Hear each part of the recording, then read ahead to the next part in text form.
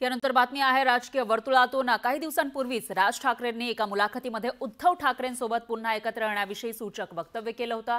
यामुळे ठाकरे बंधू एकत्र येण्याविषयी चर्चांना उधाण आलं। पण आता महायुतीनं राज ठाकरे यांना गळाला लावल्याचं बोललं जात आहे। अशातच आता मनसे लवकरच महायुतीमध्ये सहभागी होणार असल्याची माहिती वरिष्ठ सूत्रांनी दिली आहे। शिवसेना आणि मनसेमध्ये पहिल्या 2 टप्प्यात वरिष्ठ नेत्यांच्या बैठका पार पडल्या। त्यानंतर आता दोन्ही पक्षांच्या दुसऱ्या फळीतील नेते समोरासमोर युती संदर्भात सविस्तर चर्चा करण्याची शक्यता आहे। शिवसेना आणि मनसे पक्षाच्या दुसऱ्या फळीतील नेते राज्यातील स्थानिक स्वराज्य संस्थांच्या निवडणुकीमध्ये जागा वाटपावर प्राथमिक चर्चा करणार अशी माहिती मिळते। राज ठाकरे यांनी एक भूमिका व्यक्त केली होती उद्धव ठाकरे साहेबांसंदर्भात। आम्ही त्यांना सकारात्मक प्रतिसाद दिलाय।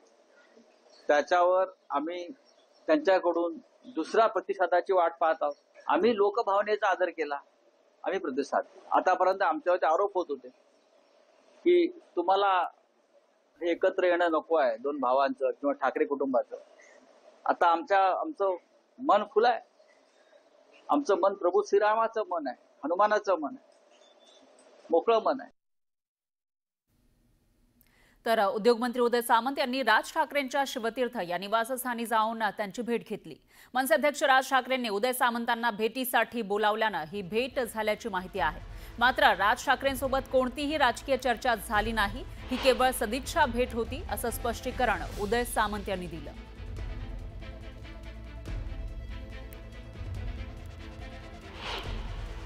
सकाळी या भागा परिसरामध्ये मी माझ्या काही डिपार्टमेंटच्या कामानिमित्त आलो होतो। मी स्वतः साहेबांना फोन केला की साहेब जर आपण असाल तर मी चहा प्यायला येतो, आणि मी चहा प्यायला म्हणून आलो। राजसाहेबांबरोबर गप्पा मारल्यानंतर काही विषय कळतात, काही मुंबईच्या विकासासंदर्भात चर्चा होते आणि ती काही विकासासंदर्भातली चर्चा झाली। आता त्याच्यामध्ये कशा पद्धतीनं पुढे जायचं, काय जायचं याच्या संदर्भातच चर्चा झाली। बाकी कुठची तुमच्या मनामध्ये जी राजकीय चर्चा झाली असेल म्हणून शंका आहे ती कसलीही चर्चा झाली नाही। अतिशय चांगल्या पद्धतीचा चहा प्यालो, खिचडी खाल्ली आणि निघालो। सध्या राज ठाकरे हे सत्ता बाहेरील सत्ता केंद्र असं म्हणायला पाहिजे, एवढी ताकद त्या राज ठाकरेमध्ये निर्माण झालेली आता दिसते आहे। सगळ्यांनाच राज ठाकरेची गरज पडायला लागली, म्हणजेच यांचे चपल झिजवण्याचं काम राज ठाकरे करतायत आणि हे चपला झिजतपर्यंत त्या दरवाजात जात राहतील अशी एकूण राज्याची परिस्थिती निर्माण करून दिली आहे। ज्या पक्षाचा एकही आमदार नाही त्या पक्षाकडे जर हे धावत आहेत तर या सगळ्यांची स्थिती ही दोलायमान आहे। आमदार संजय गायकवाड अभिनेत्री राखी सावंत विषयी केलेल्या वक्तव्यामुळे पुन्हा एकदा चर्चेत आले। राखी सावंत सारख्या महिलांना देशद्रोही ठरवून गोळ्या घातल्या पाहिजे असं ते म्हणाले। भारतात जन्म घेणं, इथं कमावणं आणि ऐशोआरामात राहून विरोधी देशामध्ये जाऊन तिथला नारा देणं हे सहन केलं जाणार नाही असं गायकवाड यांनी म्हटलं। तर अशा महिलांना भारतामध्ये परत येण्याची परवानगीही देता कामा नये। देशासाठी अशा लोकांना कायमचं तिकडेच गाडायला हवं अशा शब्दात संजय गायकवाड यांनी संताप व्यक्त केला।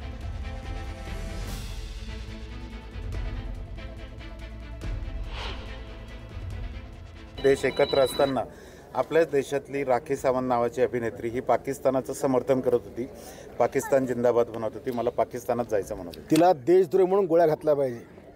अशा बेताल महिला, ज्या महिलांच्या नावानं कलंक आहे, या भारतात जन्म घेती, भारतात पैसे कमवती, भारतामध्ये ऐशोआराम करते आणि विरोधी देशात जाऊन त्याचा नारा मारती, तिला तिकडंच गाडलं पाहिजे। तिला आपल्या भारतात परत येऊ पण नाही दिलं पाहिजे। यानंतर बातमी आहे राजकीय वर्तुळातून। काही दिवसांपूर्वीच राज ठाकरेंनी एका मुलाखतीमध्ये उद्धव ठाकरेंसोबत पुन्हा एकत्र येण्याविषयी सूचक वक्तव्य केलं होतं। यामुळे ठाकरे बंधू एकत्र येण्याविषयी चर्चांना उधाण आलं। पण आता महायुतीनं राज ठाकरे यांना गळाला लावल्याचं बोललं जात आहे। अशातच आता मनसे लवकरच महायुतीमध्ये सहभागी होणार असल्याची माहिती वरिष्ठ सूत्रांनी दिली आहे। शिवसेना आणि मनसेमध्ये पहिल्या 2 टप्प्यात वरिष्ठ नेत्यांच्या बैठका पार पडल्या। त्यानंतर आता दोन्ही पक्षांच्या दुसऱ्या फळीतील नेते समोरासमोर युती संदर्भात सविस्तर चर्चा करण्याची शक्यता आहे। शिवसेना आणि मनसे पक्षाच्या दुसऱ्या फळीतील नेते राज्यातील स्थानिक स्वराज्य संस्थांच्या निवडणुकीमध्ये जागा वाटपावर प्राथमिक चर्चा करणार अशी माहिती मिळते। राज ठाकरे यांनी एक भूमिका व्यक्त केली होती उद्धव ठाकरे साहेबांसंदर्भात. आम्ही त्यांना सकारात्मक प्रतिसाद दिलाय. त्याच्यावर आम्ही त्यांच्याकडून दुसऱ्या प्रतिसादाची वाट पाहत आहोत.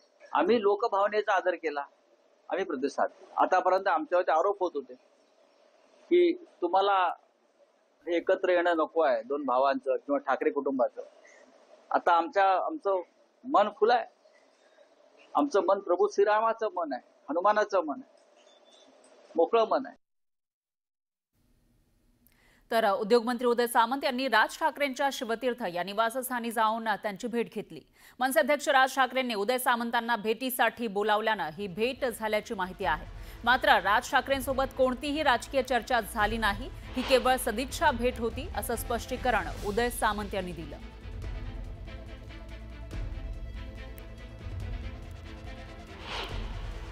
सकाळी या भागा परिसरामध्ये मी माझ्या काही डिपार्टमेंटच्या कामानिमित्त आलो होतो. मी स्वतः साहेबांना फोन केला की साहेब जर आपण असाल तर मी चहा प्यायला येतो. आणि मी चहा प्यायला म्हणून आलो. राजसाहेबांबरोबर गप्पा मारल्यानंतर काही विषय कळतात, काही मुंबईच्या विकासासंदर्भात चर्चा होते आणि ती काही विकासासंदर्भातली चर्चा झाली. आता त्याच्यामध्ये कशा पद्धतीनं पुढे जायचं, काय जायचं याच्या संदर्भातच चर्चा झाली. बाकी कुठची तुमच्या मनामध्ये जी राजकीय चर्चा झाली असेल म्हणून शंका आहे ती कसलीही चर्चा झाली नाही. अतिशय चांगल्या पद्धतीचा चहा प्यालो, खिचडी खाल्ली आणि निघालो.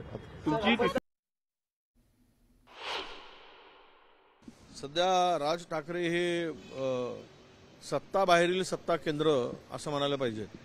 एवढी ताकद त्या राज ठाकरेमध्ये निर्माण झालेली आता दिसते आहे. सगळ्यांनाच राज ठाकरेची गरज पडायला लागली.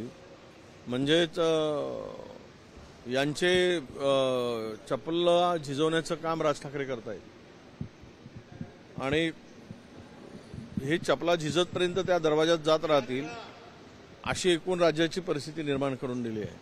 ज्या पक्षाचा एकही आमदार नाही त्या पक्षाकडे जर हे धावत आहेत तर या सगळ्यांची स्थिती ही दोलायमान आहे. यानंतर एक मोठी अपडेट आहे. जम्मू काश्मीरच्या शोपियानमध्ये सुरक्षा दलाचे जवान आणि दहशतवाद्यांमध्ये चकमक झाली. या चकमकीमध्ये 3 दहशतवाद्यांना कंठस्नान घालण्यास सुरक्षा दलाच्या जवानांना यश आलंय. ठार झालेले 3ही दहशतवादी लष्कर-ए-तैयबा या दहशतवादी संघटनेशी संबंधित होते. तर यातील एक जण हा पहलगाम हल्ल्याचा मास्टर माइंड मुसाचा जवळचा साथीदार असल्याची माहिती आहे. आणि शोपियानमधील चकमकीत शाहिद अहमद कुट्टेचा सुद्धा खात्मा करण्यात आलाय.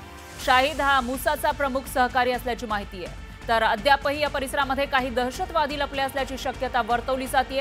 या पार्श्वभूमीवर जवानांकडून परिसरात सर्च ऑपरेशन सुरू आहे.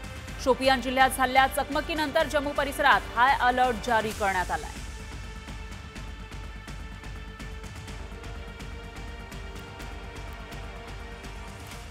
भारतानं प्रत्युत्तरादाखल केलेल्या हल्ल्यामध्ये पाकिस्तानच्या सशस्त्र दलाचे 11 जवान ठार झाले, ही कबुली पाकिस्ताननं दिली आहे. पाकिस्ताननं या संदर्भातली कबुली दिलेली आहे. 11 जणांपैकी पाक लष्कराचे 6 आणि पाक हवाई दलाचे 5 जवान ठार झाले असं पाकिस्ताननं म्हटलंय.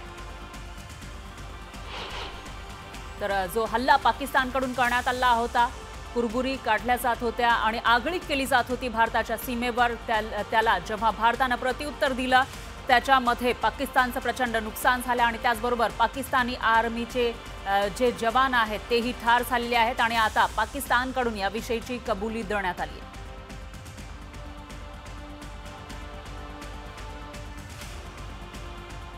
पहलगाम हल्ल्यातील दहशतवाद्यांचा शोध घेण्याची मोहीम तीव्र करण्यात आली आहे. ऑपरेशन सिंदूर अंतर्गत पाक व्याप्त काश्मीरमधील दहशतवाद्यांचे अड्डे उद्ध्वस्त करण्यात आले.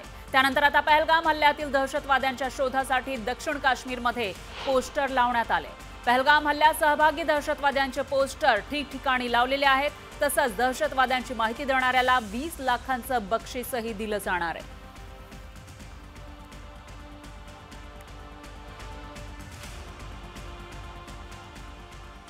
भारतानं पाकव्याप्त काश्मीरमध्ये केलेल्या हवाई हल्ल्यात अनेक दहशतवादी मारले गेले. पीओकेच नाही तर इतरही ठिकाणी भारताकडून स्ट्राईक करण्यात आला होता आणि त्याच्यामध्ये अनेक दहशतवादी मारले गेले. या दहशतवाद्यांच्या अंत्ययात्रेमध्ये पाकचे अनेक राजकीय नेते, टॉप मिलिटरी अधिकारी सहभागी झाल्याचं दिसून आलंय. मुरीदकेमधल्या भारतीय हवाई दलाच्या हल्ल्यात लष्कर-ए तैयबाचा टॉप कमांडर मुदस्सर खास उर्फ अबू जुंदाल हा मारला गेला। अबू जुंदाल हा मुरीद-केच्या मरकज-ए तैयबचा प्रमुख होता। त्याच्या मृत्यूनंतर अबू जुंदालला पाकिस्तानी मिलिटरीनं मानवंदना दिली आहे। शासकीय इतमामात अतिरेकी अबू जुंदालच्या मृतदेहावर अंत्यसंस्कार करण्यात आले। यावेळी पाकिस्तानी आर्मीचे मोठे अधिकारी आणि राजकारणी उपस्थित होते। तसंच लष्कर-ए तैयबाचा मोठा अतिरेकी अब्दुल रौफचीही उपस्थिती होती। अबू जुंदालच्या दफन विधीवेळी हजर असणाऱ्या सर्वांची नावं आता समोर आली आहेत।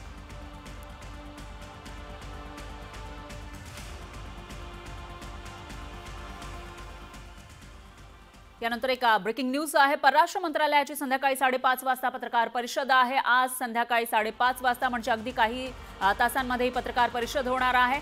एमईच्या पत्रकार परिषदेकडे देशाचं लक्ष लागलेलं आहे, कारण आजच्या पत्रकार परिषदेमध्ये नेमकी काय माहिती दिली जाते याकडे लक्ष आहे। कारण काल सीमेवर काही ड्रोन दिसलेले होते, त्याच्या आधी भारतानं पहलगाम हल्ल्याचा बदला घेण्यासाठी ऑपरेशन सिंदूर राबवलं आणि हे ऑपरेशन अजूनही संपलेलं नाहीये असं लष्कराकडून आधीच सांगण्यात आलं आहे। पंतप्रधान मोदींनीही सांगितलं आणि त्यानंतर आज होणारी ही जी परराष्ट्र मंत्रालयाची संध्याकाळची पत्रकार परिषद आहे त्यामधून नेमकी काय घोषणा केली जाते ते बघावं लागेल।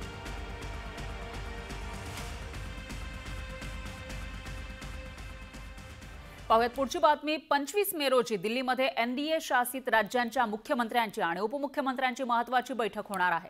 ऑपरेशन सिंदूर नंतर पंतप्रधान मोदी सर्व मुख्यमंत्र्यांकडून परिस्थितीचा आढावा घेणार आहेत। तसंच या बैठकीमध्ये विकास कामांचा आढावा, निवडणुकीनंतरची रणनीती आणि प्रशासनाच्या समन्वयाबाबत चर्चा होणार असल्याची माहिती आहे। विशेष म्हणजे पंतप्रधान मोदी स्वतः या बैठकीचे अध्यक्षस्थान भूषवणार आहेत।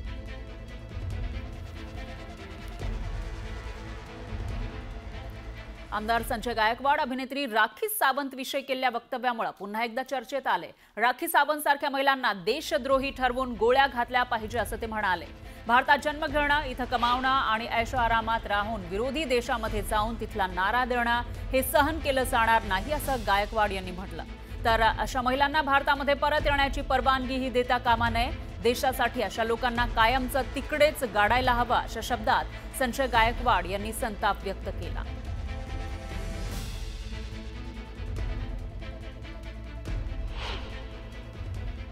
देश एकत्र असताना आपल्याच देशातली राखी सावंत नावाची अभिनेत्री ही पाकिस्तानाचं समर्थन करत होती, पाकिस्तान जिंदाबाद म्हणत होती, मला पाकिस्तानात जायचं म्हणत होती। तिला देशद्रोही म्हणून गोळ्या घातल्या पाहिजे।